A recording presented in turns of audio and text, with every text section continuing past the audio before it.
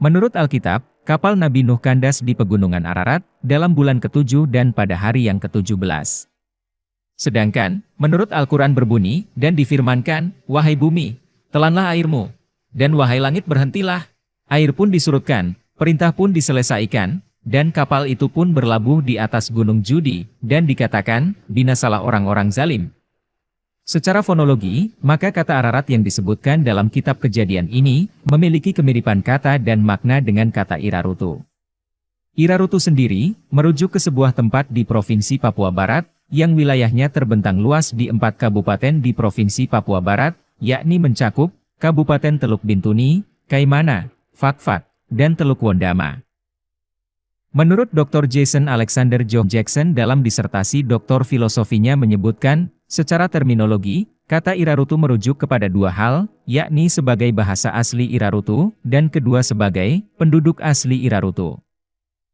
Di dalam disertasinya ini, Dr. Jason juga menyebutkan bahwa kata Irarutu tersusun dari dua subkata, yakni Iraru, yang berarti language, atau bahasa, dan tu, yang berarti true, atau baik. Sehingga, secara keseluruhan kata Irarutu bermakna sebagai bahasa yang baik. Filosofi makna kata Irarutu ini didasari oleh adanya sebuah kepercayaan yang diyakini oleh penduduk asli Irarutu secara turun-temurun, bahwa di Irarutu, tepatnya jika berada di atas gunung Irarutu, siapapun tidak boleh memiliki niat kotor dan berkata-kata jahat. Karena dalam keyakinan mereka, kata-kata jahat itu akan kembali kepada orang yang mengucapkannya. Dari sinilah, filosofi makna kata Irarutu berasal mula. Makna kata Irarutu yang disampaikan oleh Dr. Jason ini, ternyata memiliki kemiripan makna dengan kata Ararat dalam Alkitab, yang dalam bahasa Ibrani bermakna, umpatan yang berbalik. Selain itu, jika kata Ararat dalam Alkitab merujuk kepada pegunungan Ararat, maka demikian pula halnya dengan kata Irarutu, yang juga merujuk kepada sebuah gunung, yang disebut sebagai Gunung Nabi. Di mana, Gunung Nabi ini, menurut Dr. Jason, memiliki nama asli Mount Irarutu, yang lokasinya berada di Teluk Arguni, Kabupaten Kaimana, dan dianggap sebagai tempat paling suci oleh penduduk asli Irarutu. Kepala suku Irarutu yang bernama Harun Sabuku mengatakan, bahwa menurut pitutur turun-temurun, konon kabarnya semua manusia di Papua, berasal dari nenek moyang mereka yang tinggal di puncak Gunung Nabi. Menurut hikayat Gunung Nabi, seluruh dunia tenggelam oleh banjir. Dan orang-orang terpilih yang berada dalam kapal Nabi Nuh, telah terdampar di Gunung Nabi.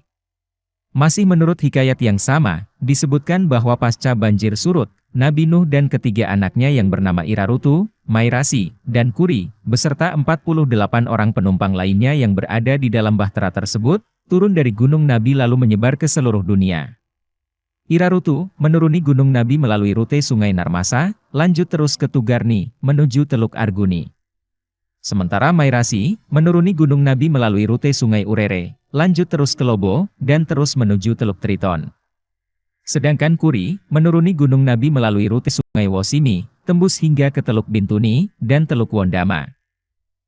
Ketiga anak Nabi Nuh versi hikayat Gunung Nabi ini, lagi-lagi memiliki kemiripan dengan apa yang disampaikan dalam Alkitab, yang menyebutkan bahwa Nabi Nuh memiliki 3 putra, yakni Shem, Cham dan Yefhet. Sekarang, pertanyaannya adalah, mengapa dalam Al-Quran surat Hud ayat 44, justru disebutkan, jika kapal Nabi Nuh berlabuh di Bukit Judi, bukan di Ararat sebagaimana disebutkan dalam Alkitab? Mari kita kaji, menggunakan nilai gematria. Kata Judi, ini rupa-rupanya bukan asli berasal dari bahasa Arab, melainkan juga merupakan kata serapan dari bahasa Ibrani, yakni dari kata gedi. Kita lihat data berikut ini. Sehingga, kata Judi dalam Al-Quran jika dimaknai ulang, maka maknanya akan menjadi bukit atau gunung tempat induk sungai berasal. Dan makna kata Judi ini, ternyata berkaitan erat dengan kata Ararat dalam Alkitab, yang tadi sudah disebutkan bahwa, kata Ararat ini, merujuk ke sebagai tempat keberadaan Gunung Nabi, serta diperkuat dengan hikayat setempat yang menyebut kalau tempat itu, adalah berlabuhnya kapal Nabi Nuh. Lalu, apa keterkaitan antara Judi dan Ararat? Keterkaitannya, adalah bahwa di Gunung Nabi yang menurut Dr. Jason, memiliki nama asli Mount Irarutu, di puncaknya terdapat 3 buah induk sungai besar, dan ini sesuai dengan makna dari kata judi yang diserap dari bahasa Ibrani Gedii, yang bermakna tempat induk sungai. Sungai pertama adalah Sungai Wosimi, yang bermuara ke Teluk Wondama, yang sekarang menjadi Kabupaten Teluk Wondama. Yang mendiami wilayah sekitar sungai itu, adalah anak Nabi Nuh yang bernama Kuri, beserta keturunannya. Dan bahasa yang mereka gunakan sehari-hari, adalah bahasa Kuri, dan bahasa Irarutu. Sungai kedua, adalah Sungai Urere, yang bermuara ke Teluk Triton. Yang mendiami wilayah sekitar sungai itu, adalah anak Nabi Nuh yang bernama Mairasi, beserta keturunannya. Dan bahasa yang mereka gunakan, adalah bahasa Mairasi.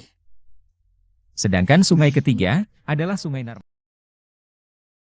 Narmasa, yang bermuara ke Teluk Arguni, yang sekarang Kabupaten Kaimana.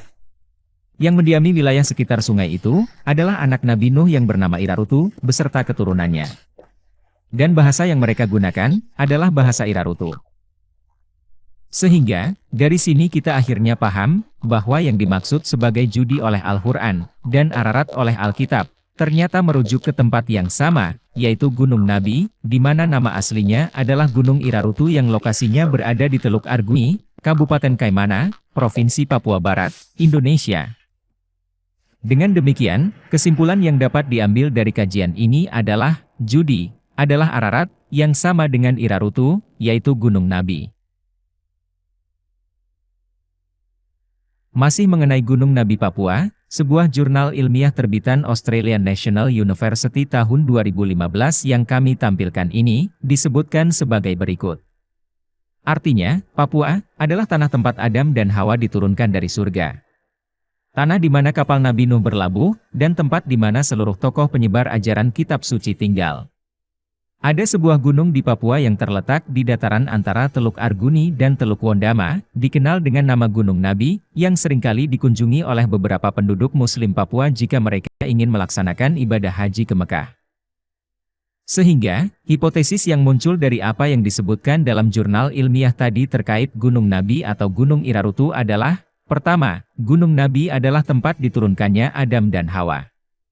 Kedua, Gunung Nabi adalah tempat berlabuhnya kapal Nabi Nuh.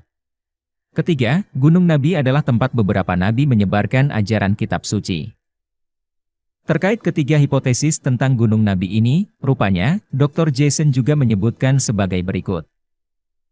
Artinya, pada tahun 2010, konsultan-konsultan bahasa menyampaikan sebuah mitos tentang Gunung Nabi, yang merujuk ke Gunung Zion, atau Gunung Sinai yang disebutkan dalam Alkitab sebagai tempat naiknya Yesus Kristus dan Nabi Muhammad, dan juga sebagai titik asal seluruh bahasa-bahasa berawal. Ada sebuah kesaksian dari seorang operator alat berat di kaki gunung di daerah Kabupaten Fakfak, Papua Barat.